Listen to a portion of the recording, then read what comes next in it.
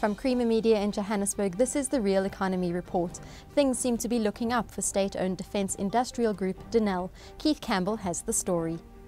In July, Denel released its annual results for the 2011-2012 financial year, registering a 41 million rand profit, achieved entirely by sales. Although this was the 5th straight year of improved results, Public Enterprises Minister Malusi Gigaba stated that the government was considering further, but not necessarily monetary, aid for the group.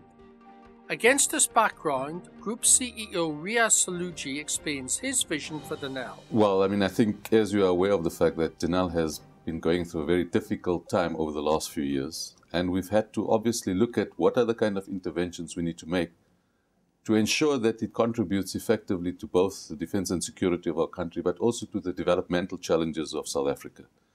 So the two key focus areas really is how do we consolidate our position locally with our local customer base, which is the South African National Defence Force, but also to ensure a revenue stream that is externally based so that we can at least attempt to make it a viable, sustainable organization going into the future.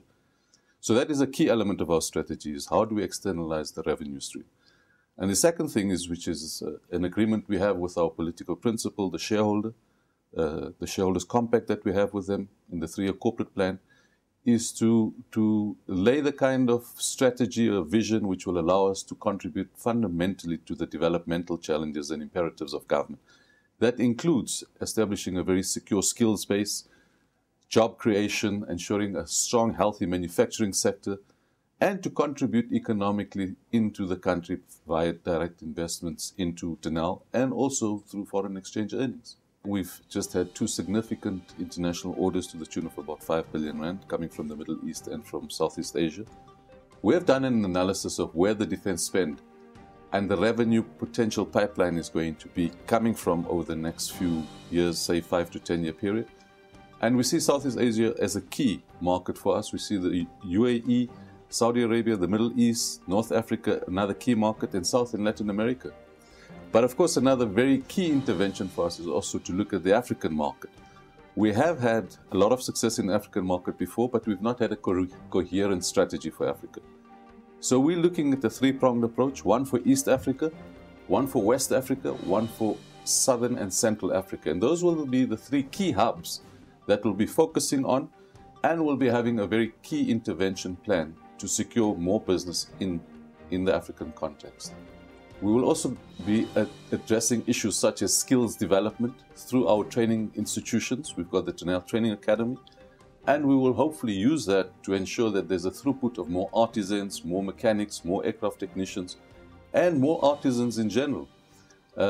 We will also look at very specifically the supply chain, looking at things like preferential procurement, development of small SMMEs, and also to make sure that generally the supplier base is going to be more representative.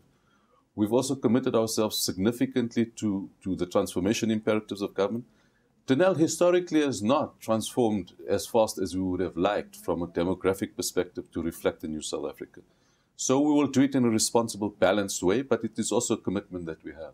Other news making headlines this week: Gauteng will focus on automotive partnerships to create jobs.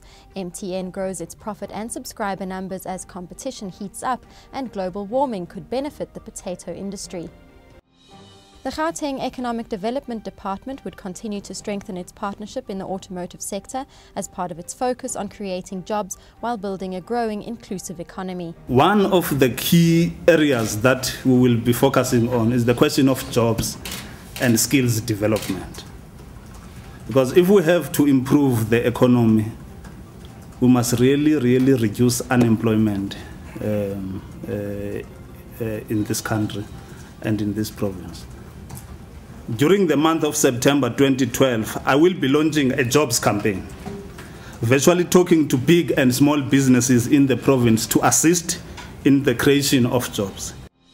Despite increasing competition in the South African telecommunications market, mobile operator MTN South Africa added 1.5 million subscribers to its network in the 6 months to June and expects to add another 1.5 million by year end. We've done quite well, and certainly if I speak to the investment community, they're all very impressed with the way we've increased market share, especially on the revenue side and so on, and the growth that is still coming out of this market.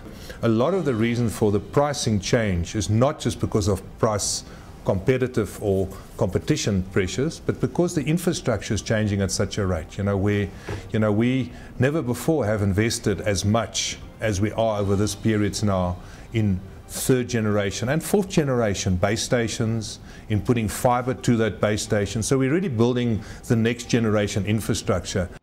Climate change could result in a positive outcome for the potato industry and could possibly lead to potatoes becoming one of the top staple crops in the world.